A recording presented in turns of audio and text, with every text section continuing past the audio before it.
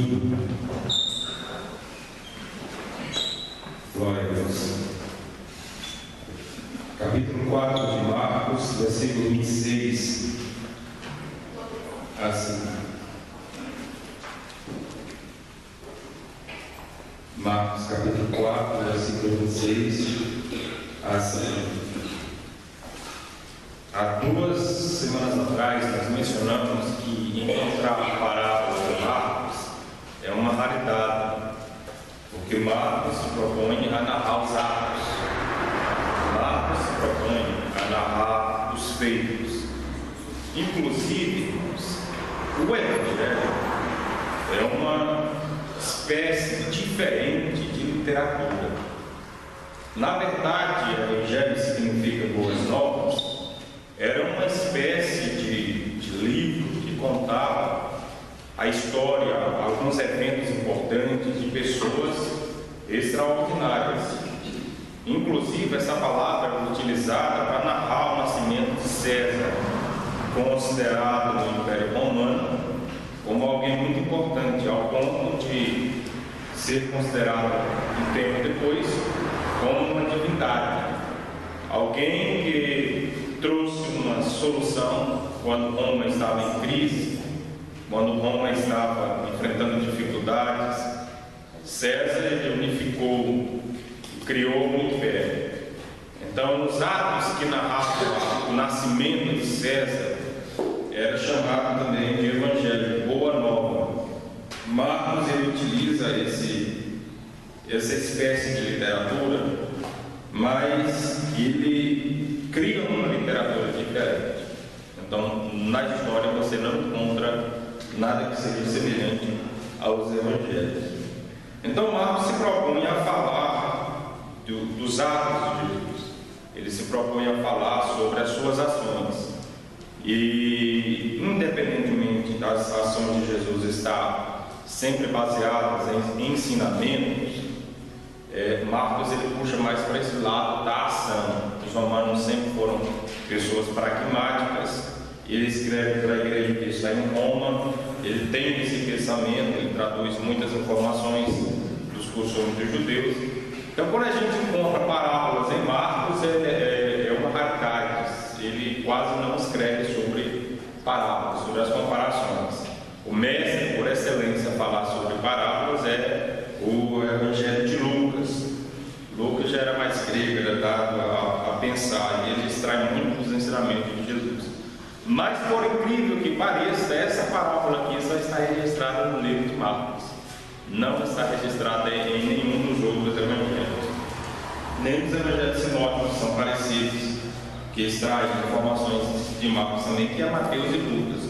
A parábola da semente. E dizia: o reino de Deus é semelhante, é como se um homem lançasse semente à terra. Veja que desde que ele começou no capítulo 4, Marcos vai reunir nesse capítulo 4 aqui, até o versículo 34, uma série de parábolas. Ele juntou. E uma das parábolas preferidas de Marcos, e que ele colocou aqui, tem a ver com semente. Você vai verificar que a mais importante que dá abertura às parábolas é a parábola do semeador, que obviamente remete a semente. Aí nós temos também aqui a parábola da semente, novamente, e depois a parábola do grão de mostarda, que nada mais é do que uma espécie de semente. Então ele continua ainda falando sobre semente. Então vamos lá. O homem lança a semente à terra, e dormisse, e se levantasse de noite, ou de dia, e a semente brotasse e crescesse, não sabendo ele como, porque a terra por si mesma frutifica. Primeiro a erva, depois a espiga, e por último o grão cheio da espiga. E quando já o fruto se mostra, mesmo disse a foice, porque está chegada a seca. Pastor, fique só um pouquinho para a apresentação. Irmãos, Jesus utiliza de um exemplo cotidiano que a gente não para para prestar atenção. A gente não para para prestar atenção. Porque quando a gente vai, se a gente quer fazer uma macarronada, e macarronada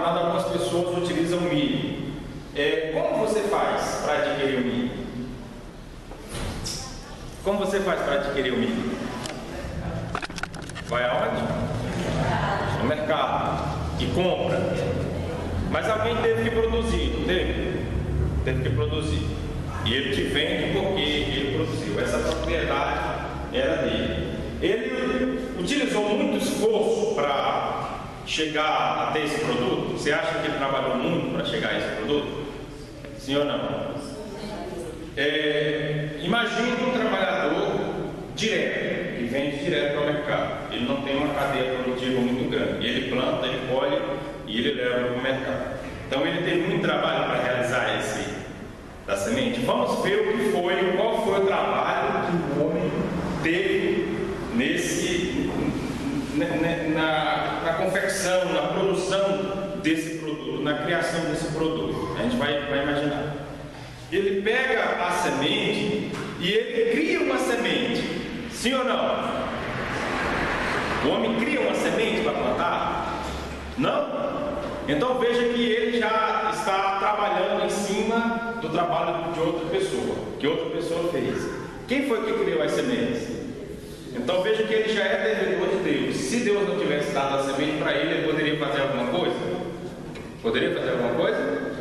Depois, ele prepara a terra para a colheita, para a semeadura.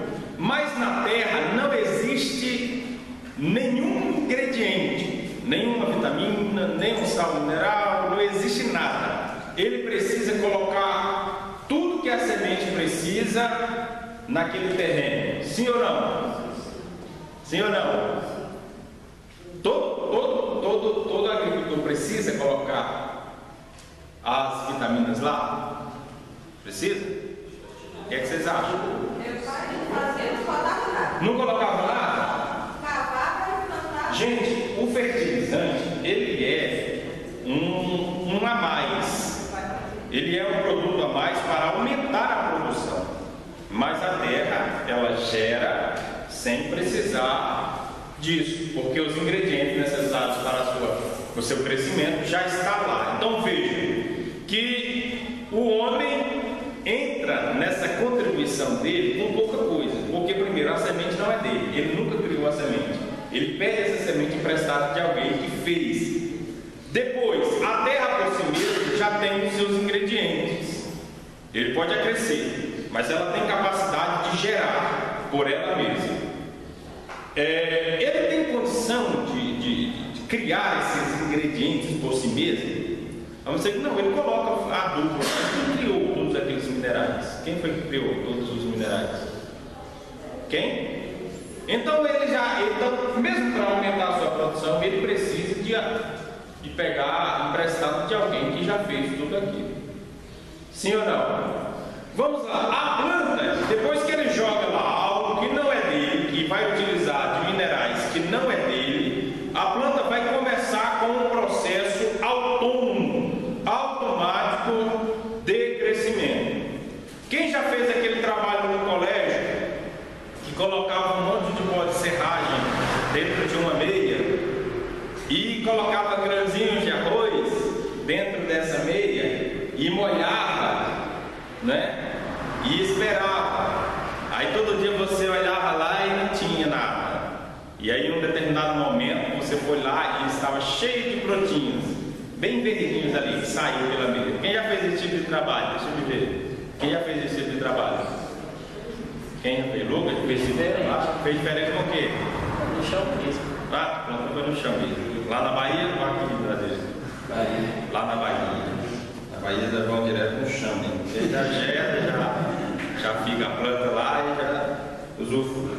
Então vamos lá. O interessante é que a criança percebe, ele fica olhando, não é? Comum, ele vai olhar lá todo dia e falar: mãe, não nasceu, né? Calma, filho, vai nascer. A mãe sabe que tem um processo automático de crescimento, de amadurecimento ali. E um determinado dia você vai ver a planta por si mesmo nascer. Deixe-me falar, nesse processo de crescimento, qual foi a sua contribuição? Hã?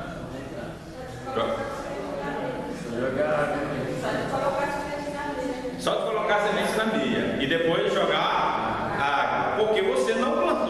guerra no lugar onde tem água. Obviamente, meia não é lugar onde se corre água comumente, não é? Se você extrair para fazer experiência, você vai ter que dar a água necessária. Então, o que Jesus está falando aqui é que, na verdade, a maior parte do crescimento de qualquer semente fica com quem? Quem é que realiza todo o trabalho efetivamente para que uma planta nasça? A semente é de Deus. Os minerais que ela vai precisar é de Deus.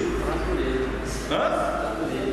E ela tem um código, um processo automático que também foi Deus que estabeleceu. Então, qual o tipo de trabalho que eu realizo efetivamente? A gente poderia dizer, diante disso, eu acho que vocês estão pensando aí, a frase que vem na cabeça de vocês é mais ou menos pegou o boi, né? É mais ou menos pegou o bonde andando. Na verdade, ele é que é o maior beneficiário disso tudo. E Jesus está utilizando esse exemplo, que as pessoas que ficam comprando milho no mercado não conseguem captar que a semente tem um crescimento automático e que por si mesmo, quem faz a maior parte do crescimento, na verdade é Deus. O homem tem uma interferência mínima nesse crescimento. Olha, se você for parar para pensar, o quanto que o homem não influencia nisso, é que a planta por si mesma, a semente por si mesma, ele é um código poderoso, é um milagre. Se você nunca viu uma sementinha de coentro, você talvez não perceba a grandiosidade do que é isso que Deus criou, porque é um nada que você lança e ela tem um código para reunir informações e cria uma planta. Ela transforma a água, sais minerais. Você consegue fazer isso? Você pega a água, sais minerais e transformar em um projeto orgânico e gerar uma planta daquilo ali. Tudo isso, pegar a luz do sol e transformar no que nós conhecemos como planta. Veja que é um código poderoso de reunir as coisas necessárias para formar um determinado objeto. A gente ainda não tem essa noção. E é muita coisa. E é muita coisa que precisa.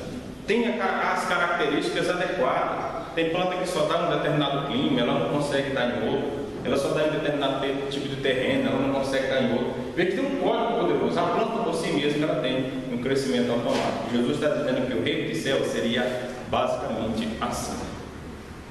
Na verdade, a nossa influência nessa interferência do reino do céu se refere a quê? O que é que a gente faz? A gente pega a semente, que é a palavra é de quem? Nossa ou de Deus? Então a gente vai trabalhar com uma coisa que é emprestada. A gente vai semear na vida de outras pessoas, que é terreno, sim ou não? Mas efetivamente essas pessoas são nossas? Nós temos domínio sobre elas? Ou elas podem crescer por si mesmas? Elas podem crescer por si mesmas. Ou a gente manda e ordena e a gente comanda sobre essas pessoas. Então veja, a gente semeia algo que não é nosso, semeia em algo que não é nosso, e qual a interferência que a gente tem para o crescimento da vida dessa pessoa? Quem é que faz o trabalho de edificação? Efetivamente. Olha, veja o que Paulo diz, que um planta e outro rega, mas Deus é quem dá o crescimento. Olha, irmãos, o Evangelho, o reino de Deus, Jesus está dizendo que se estabeleceria aqui por uma ação de Deus, por um mover de Deus. O homem efetivamente não tem condição de produzir isso. Se você voltar ao passado e observar um carpinteiro junto com cerca de 12 pescadores e alguns outros pregando o reino de Deus, você vai dizer: isso aí não vai dar fruto, isso não vai render, isso não vai frutificar. Imagine então, em um país desconhecido, que a maioria de nós aqui nunca foi lá, em em Israel, vivendo uma cultura diferente, 12 pessoas começaram a pregar, 3 pessoas começaram a pregar o reino de Deus. Se eu olhasse hoje daria para a gente fazer alguma coisa, porque tem a mídia a nosso favor, tem as redes sociais, né? Jesus falava assim: eu sou o caminho, a verdade e a vida, aí a Sara ia curtir, e aí o Lucas também ia comentar, aí fica mais fácil de se espalhar. Agora você imagina um lugar que não tem nada, não tem teléfono, não tem telefone, não tem nada, e Jesus ainda resolveu trabalhar inicialmente sem escrever nada. Ele não tinha tempo para escrever, ele falava com as pessoas, ele comentava com as pessoas. Se a gente fosse olhar, seria infrutífero esse tipo de trabalho. Aí Jesus está dizendo aqui: dá uma ação por fora, que Deus está trabalhando por fora, e que efetivamente o Evangelho é assim, Deus quem realiza a maior parte do trabalho. Olha, irmão, se você for parar para pensar, imagine bem, e isso também está de acordo com a parábola da semente, que é uma semente pequena que é semeada e acaba. Eu vou até mencionar um pouco sobre ela, que ele diz isso aqui também: olha, aqui assemelharemos, novamente ele diz, o reino de Deus, o que o parábola nós o representaremos? É como um grão de mostarda que, quando se semear na terra, é menor que todas as sementes que há na terra. Na verdade, existem grãos de mostarda menores, né? Existem sementes menores do que o grão de mostarda. Uma dessas que vocês podem ver é a semente do morango. É a semente do morango, né? O quê? Do fundo também é menor do que a semente do morango. A semente do morango, vocês já encontraram a semente do morango? Vocês não encontraram nunca a semente do morango? Não, vocês não encontraram a semente do morango já? É aquelas pintinhas pequenas. É semente do morango. Está ali, plantado. É pequeno. Mas o que Jesus está dizendo é típico da cultura oriental, hipérbole. É um exagero intencional. Porque se você pega um caroço de arroz aí, pega o caroço de arroz na sua mente aí, grava ele, ele é muito grande, não é? Caroço de arroz é muito grande, alimenta uma pessoa. Agora você pega esse caroço de arroz e divide por 4. Ficou grande, não ficou? Esse daí é o tamanho da semente de um grão de mostarda, das que Jesus está falando. Um grão de mostarda da espécie negra, que cresce lá ao lado do mar da Galileia. Agora você pega esse grão de mostarda, que tem cerca de 1 milímetro de tamanho, está entendendo? Você pega um metro e você vai dividir esse metro por 100, né? Vai dividir esse metro por 100, vai dar 10 centímetros cada. Aí você pega esse metro e divide ele por 10, vai dar 1 milímetro. Essa semente de 1 milímetro crescia, dava uma árvore de 3 a 4 metros de altura. É muito grande o tamanho? Olha, 100% de crescimento seria 2 milímetros. Bom, 100% de crescimento daria 2 milímetros. 1000% de crescimento daria daria 10 milímetros, 1 centímetro. 1000% de crescimento seria 1 centímetro. Agora você imagina, calcula aí, quem é bom de matemática aí, 3 a 4 metros de altura. Assim, eu acho interessante, já ver um arroz, né? Se você plantar o arroz, já que a semente dele é maior do que a de mostarda, então somente ela não dá uma árvore maior do que a da mostarda. Pois é. Ela, 3 a 4 metros de altura é que gerava essa semente minúscula de mostarda. É um hipérbole, dá para a gente compreender. Crescimento exponencial.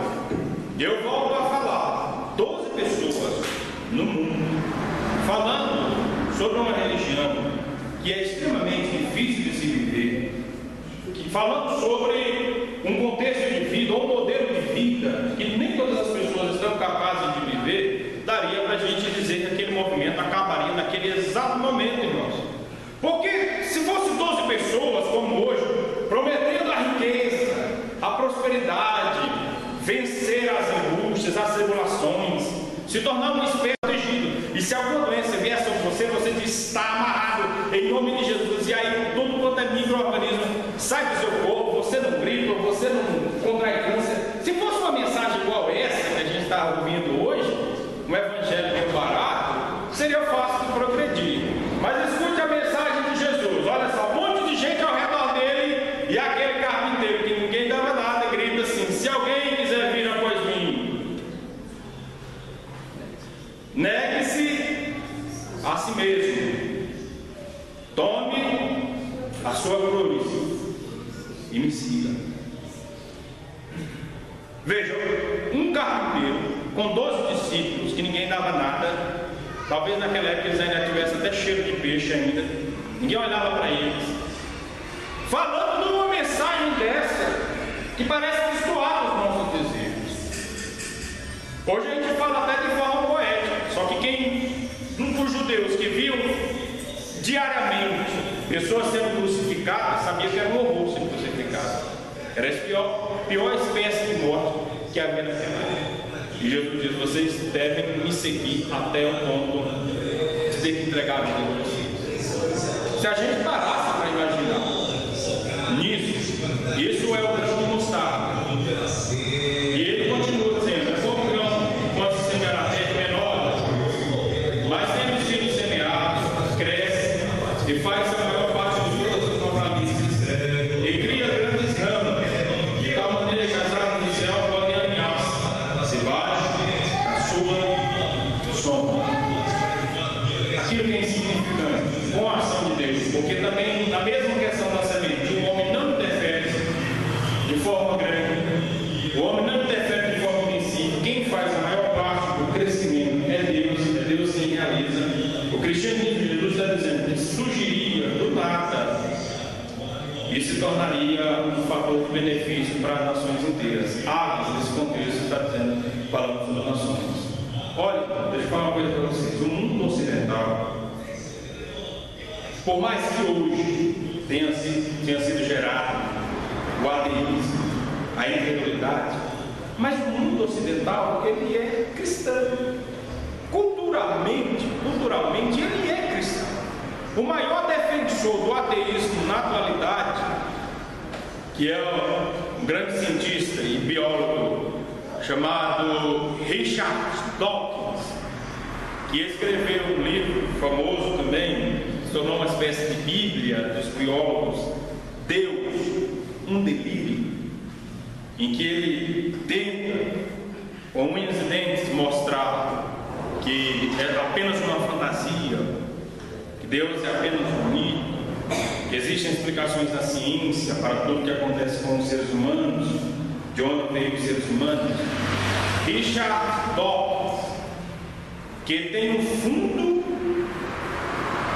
para ajudar pastores que abandonam a sua fé. Ele financia, ele ajuda, vamos dizer assim, na sua linguagem, é como se fosse uma casa de recuperação. Pessoas que abandonam a fé e querem aprender ou entrar no ateísmo, deixar de acreditar em Deus. Ele tem um fundo para ajudar esse tipo de pessoas. Ele mesmo, sendo alguém que estudou a história, reconhece que o mundo ocidental é culturalmente cristão. De forma que ele mesmo disse: eu sou cristão em termos de cultura, porque o cristianismo está implementado na mente dos ocidentais. Os nossos códigos civis, eles têm vertentes cristãs. O nosso código penal, ele tem vertentes cristãs. A nossa moralidade, ainda que nós ainda não sigamos de forma perfeita, ela tem vertentes cristãs. Mas isso começou por 12 pessoas anunciando o Evangelho do Reino de Deus. Vocês estão parando para pensar? Vocês estão parando para imaginar o que é que significa isso? Quanto tempo vocês estão distantes dos apóstolos? Calcule aí. Quanto tempo vocês estão distantes dos apóstolos? O que morreu mais velho, o que durou mais tempo, morreu praticamente ali, um pouquinho antes de 100 depois de Cristo. Calcule aí os pontos de matemática. Quantos anos tem de lá para cá? Quantos anos tem de lá para cá? 1914 anos. É basicamente a distância que vocês têm no mais do que morreu mais velho. o que morreu mais velho. Então vocês estão distantes dessa palavra 1914 anos e ela está produzindo, ela está transformando, ela está mudando, está guiando ainda a vida de vocês. É uma semente pequena que gerou um grande fruto, sim ou não? Nós estamos num país descoberto, recém-descoberto, e tem menos de 600 anos, tem 500 e efetivamente 520 anos, mais ou menos. Quando não existia esse país em que a palavra já estava sendo pregada, e nós hoje somos influenciados por ela. Então, e vai continuar. E por mais que se tente destruir essa mensagem, ela vai continuar, porque Deus efetivamente é quem está por trás dela. Jesus sintetiza essa mensagem dizendo o seguinte: eu edificarei a minha igreja, e as portas do inferno não prevalecerão contra ela. Deus já tinha falado no Antigo Testamento, nem por força e nem por violência, mas sim pelo meu Espírito. Se vocês pararem para pensar, eu quero que alguém leia Atos dos Apóstolos, capítulo 1, versículo 8. Atos dos Apóstolos, capítulo 1, versículo 8.